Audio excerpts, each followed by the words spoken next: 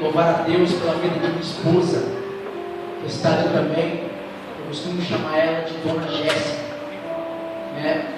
Essa mulher abençoada, essa mulher que é carne de minha carne, né? Linda. Deus abençoe a sua vida. E devo muito a restauração que Deus me deu.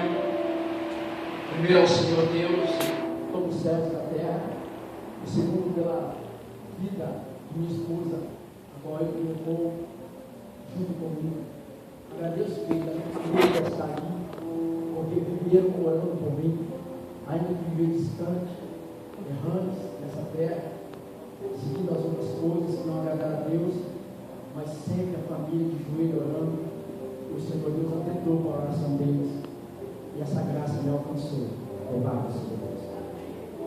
Querido, sempre aquele tempo muito me chama a atenção o texto bíblico, a qual nós lemos, mas eu queria também focalizar num texto que 1 João, capítulo 4, versículo 19.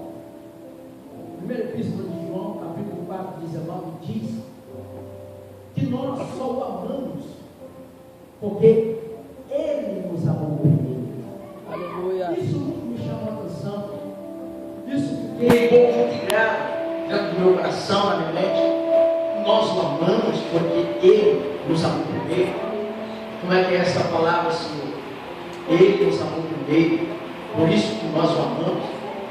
E assim, querido, a palavra de Deus, aonde se encontra no Novo Testamento, muito se fala do amor de Deus, muito se diz do amor de Deus. Quem me ouve, diga amém.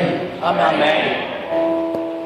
E Deus usa 3 homens dentro do Novo Testamento para falar um pouco do seu amor. João fala do amor de Deus, Pedro fala do amor de Deus, o apóstolo Paulo também fala do amor de Deus.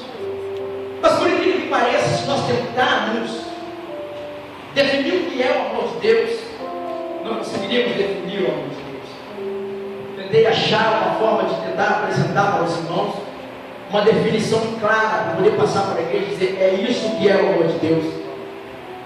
E não tem como eu, nem ninguém na face da terra,